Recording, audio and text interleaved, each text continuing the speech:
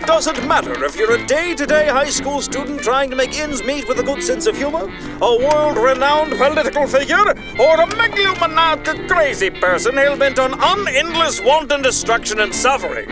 We are all, for the most part, a product of our upbringing, or more specifically, the things that we surround ourselves with in our childhood. This is why that though the idea of punting baby Hitler through a field goal is both satisfying and hilarious, logic dictates that realistically speaking, baby Hitler wouldn't become, well, Hitler if Charlie old Adolf wasn't surrounded by things in his childhood that told him Jews equal bad. So in actuality, you'd just be punting a regular poor innocent baby, which arguably doesn't make it any less hilarious. But anyway, I, like you, am no different in that regard, and though we are heavily defined by external sources and events in our lives, both light and dark, in this day and age where our world is so heavily saturated by the entertainment medium in the form of cartoons, video games, and the internet, those of us who can still remember the era of the Saturday morning cartoon find ourselves looking back at the wild world of characters that inspired us in our childhoods and realize, after some self-introspection, how much these things and people really did define who we are today. Much more than we realized looking back at them with our now mostly adult brain. After a lot of tweaking of the old brain muscle and more than a few trips to Nostalgia Town, I've finished the top 6 things from my childhood that defined who I am as a person today. Or because that's way too long to put in a video title, my top 6 childhood influences. Begin! Number 6, NotBowen's How Not to Play Hitman. What, you thought the first thing on the list was gonna be a cartoon or something? Nah, man, we're in the age of the internet, baby! YouTube for life! 1911 button, never forget! I'll admit, calling this a childhood influence is a bit of a stretch, considering by the time I first saw this series, I was probably about 13 or even 14 years old, and by that time all the other things on this list had already made their impact on me. However, I cannot deny how NotBowen's series of videos appeal to my dark sense of humor and my love of Hitman, which is my favorite game series of all time, and undoubtedly heavily influenced my narrative style in both my older but considered classic Let's Play Dead Rising series and my more recent series of Hitman videos, so it surely deserves a place on this list. For those of you that don't know, How Not to Play Hitman is exactly what it sounds like. Hitman is a game series that revolves around killing a target. I appreciate your enthusiasm. Or targets. In a unique area rife with infiltration and assassination opportunities. The more subtle you are in accomplishing your objectives, the more the game rewards you, and the harder the challenge. However, as any Hitman player can tell you, as fun as it is to play the games as intended, sometimes there's no match for the fun to be had turning each Hitman level into a dramatic recreation of Terminator's police station scene.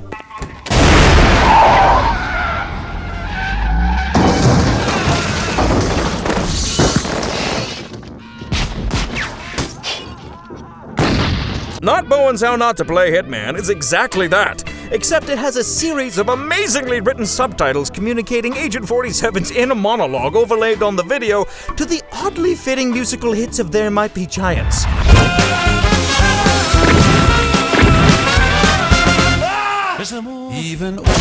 Because in 2006, we YouTubers didn't give a shit about copyright. This alone was worthy enough of being considered extremely good content for the time, but what astounds me even to this day about NotBowen is his dedication and skill in editing. To be such a simple series of videos, the intros to some of these videos were edited to an insane degree, perfectly recreating a 70s cop show intro, a spaghetti western intro, a Terminator intro, a crime show, even an anime intro!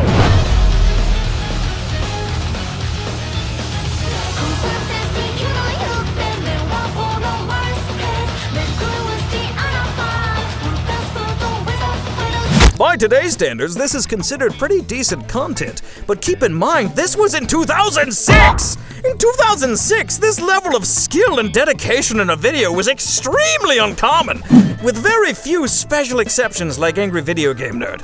And if you ask me, even if it's cliche to say at this point, it's absolutely criminal this series of videos doesn't have more views and NotBowen himself doesn't have more subscribers. Most of his videos are still on YouTube with a few taken down for copyright reasons, so by all means, look up this series and check him out. Number 5! Nathan Lane! Or Max Bialystock from the producers. As a child, I never really was a fan of musicals of nearly any variety. There were exceptions, of course, but overall, the cheesy nature of their stories and the eye-rolling stigma attached to many of them, combined with my own inability and dislike for singing myself, didn't make the world of musicals a very compelling one for my young adolescent mind. After all, at the ripe young age of 6, why would I watch the whimsical love romp of Grease when I could watch the heart-pumping dystopian drama of Terminator 1?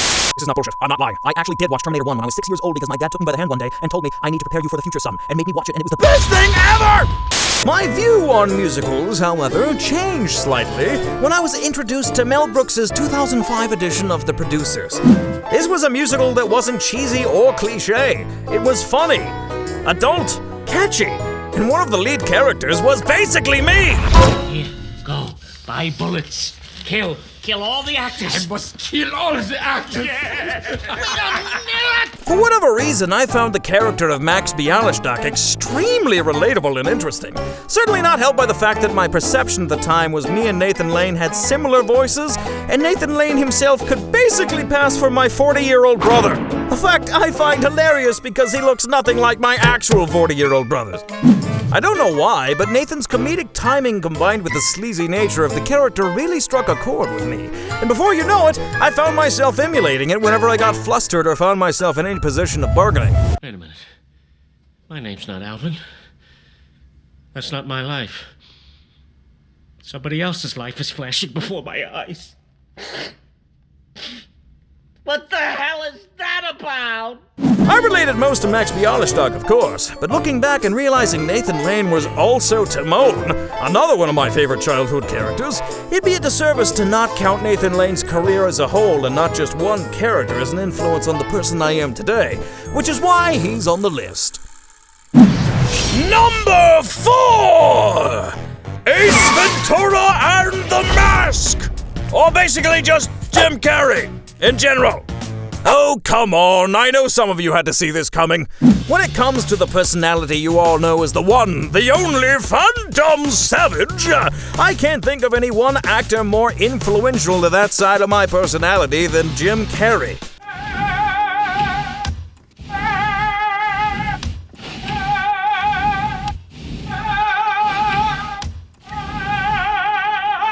In fact, one time when someone asked me to describe my Let's Play of Dead Rising, I told them, imagine Ace Ventura if you replaced his love of animals with a love of things that go boom on the thrill of killing zombies. Which to this day I can honestly say is a pretty damn accurate summary of that series and that side of my personality as a whole. Ace Ventura was the first time I encountered a hero character that wasn't noble or self-righteous. On paper, the concept of a pet detective, a character whom risks life and limb to rescue innocent animals from the clutches of crime and animal cruelty, sounds like a pretty honorable, heartwarming tale. But in execution, Ace Ventura is an over-the-top, unapologetic asshole to everyone not an animal lover who's borderline insane and even terrifying to those in his sights of justice.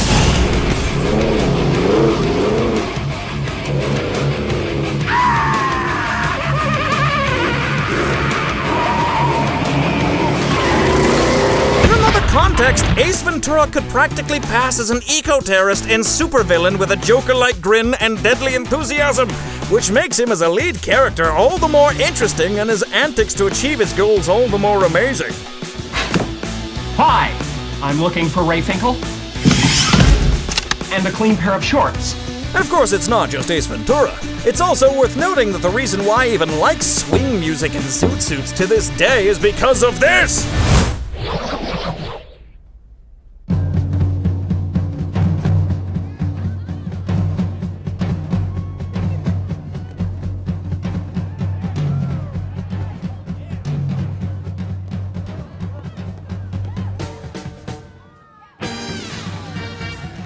Jim Carrey's interpretation of The Mask is everything Ace Ventura is, but somehow more over the top because The Mask is a literal god who can do anything it wants. And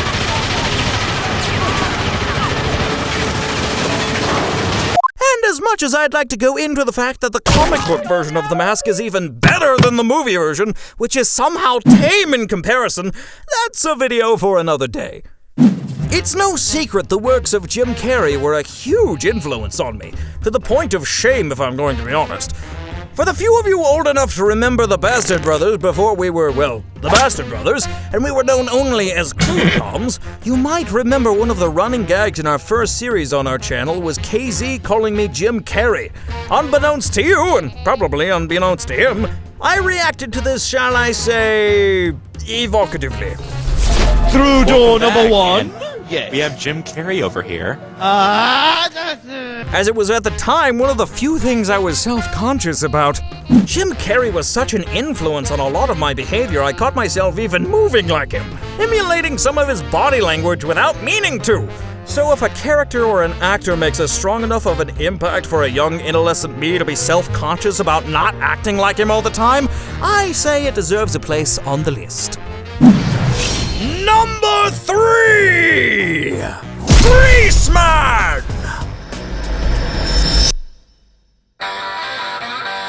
Yeah, now look at me. I'm on top of the world. I am effervescent.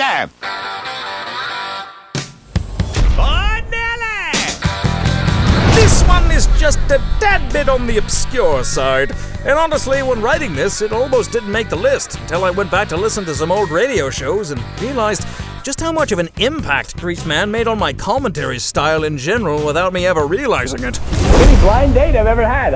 Is that right? Yeah, I one time went out on a blind, actually was, a blind girl came over and I took her out. For those of you that don't know, which is probably most of you, Greaseman was a radio DJ who was popular through the 80s and 90s, and infamous for his unrivaled energy and almost Robin Williams-like skits and fast-paced humor. For quite some time, he was actually Howard Stern's rival when it came to ratings. Unfortunately, over time, Howard Stern grew bigger and Greaseman slowly shrunk into obscurity, but that didn't make him any less amazing when my dad first introduced me to him when I was a kid. My dad, well, actually my entire family, worked in radio after all. So I was familiar with lots of the subject matter and tropes of the radio business, and what it was like to work old radio equipment. Do you have rats? Your wife walks down to the basement.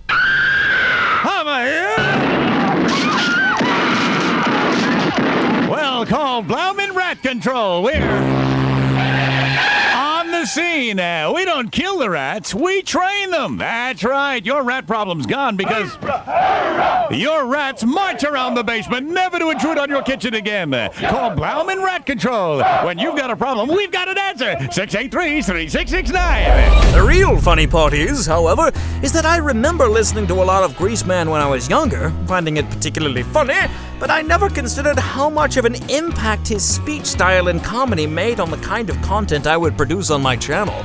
If you'll go back and listen to any number of update videos I've made in the past and listen to old skits of Greaseman, you can clearly tell there is a close, almost disturbing similarity in delivery style. Made even more uncanny because it was never my intention to copy him. Every cockamamie call in the world gets through to me. People that have stupid questions, people that have no business calling me, and yet the ones that I want always get disconnected. Okay, hello, Grace? Yeah, I'm driving through from Oklahoma. I was wondering, can I come by with my whole family? That'll get through. But the call that's important to me, Grease, we have the word on your boat. It's going to be, that doesn't get through. Son of a... Like him or hate him, Grease was one of the best radio jocks on air back in the day, and is certainly responsible for one of the best songs ever performed about tuna fish. Oh, tuna, tuna, fish, fish, tuna, tuna, fish, fish, tuna, tuna. Tuna, tuna, fish, fish, tuna, tuna, fish, fish, stinking nasty, tuna, tuna, fish. Number 2! The Joker! What do you mean Joker is one of my favorite characters of all time? What would ever give you that idea? To clarify, we are talking about Mark Hamill's Joker here, namely the Joker from the animated series, The Arkham Games, and The Killing Joke. And all due respect to the amazing performances and adaptations of the character by Heath Ledger and Jack Nicholson, but as far as I'm concerned, Mark is and has always been the one true Joker in his most unpure form. I don't understand. I had it all planned so perfectly. Oh, wait! That's it! What? Silly me. I forgot the acid.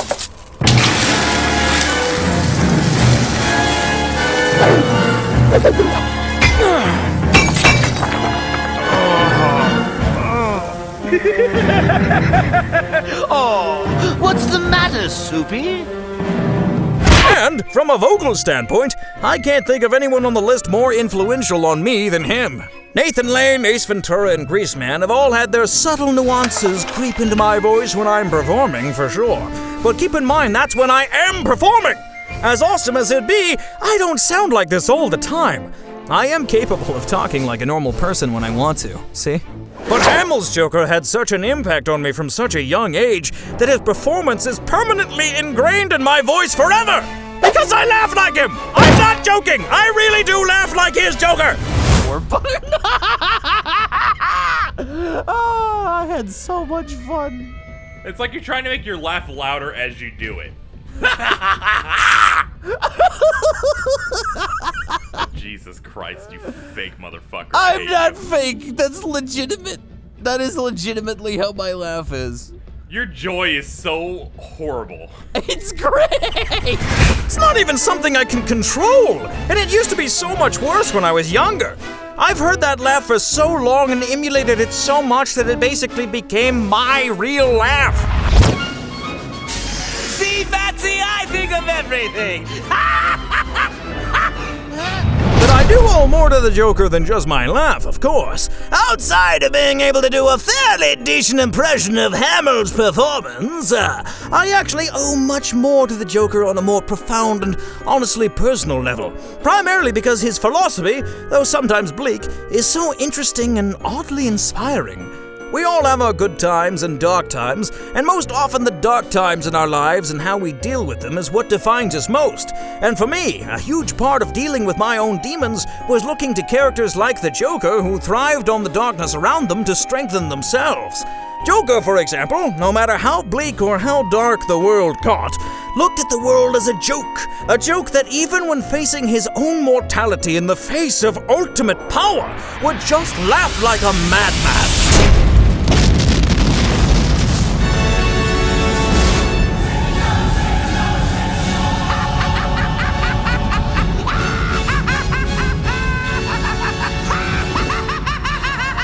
You have to admit, despite being a supervillain that brings an unfathomable degree of suffering to the world around him, there is something at least about that aspect of his character that is intensely inspiring, and it's exactly the kind of thing younger me needed to deal with his problems. And if you wanted a more in-depth look at what some of those childhood problems were, you can check out my other video about me in Silent Hill, which I'll put a link for in the description. Though I warn you, it's not for the faint of heart, and it's probably something not to be watched at night with the lights off.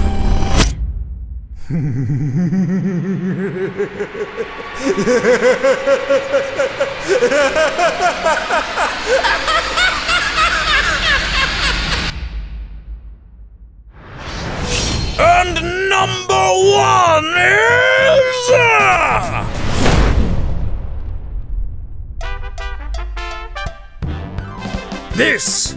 This is me. I'm about 80% certain that you could knock everything else on this list and leave just this. And it would adequately describe me as a person both behind the microphone... Suck concrete, finheads! ...and in real life. Norby, I'm sorry. I didn't mean to argue with you all the time. I didn't mean to win all those arguments. Yeah, well, I wouldn't say you won. Yeah, I did. But what about the time? Yep, that one too. Every time I watch the Angry Beavers, I honestly feel like I'm watching the two sides of my personality interact with each other, and it's amazing! Prankin' schmankin'! It's time to fight like men! Everything about this show just screams me! From the way they overemphasize certain words... Run like the wind!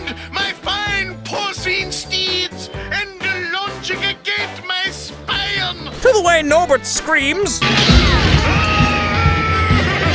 the humor they use. Ask again later. What? Give me that. No, Dad. Eh? Don't you see what the ball is telling us? It's time to resort to violence! I'm beginning to notice a pattern here. Hell, they even did an entire episode in fake Spanish just because they could. I don't even remember watching that episode as a kid, and I did the exact thing years later. Nunca imposible! Imposible, ble, ble, ble, ble. ¿Qué han hecho con el grapador?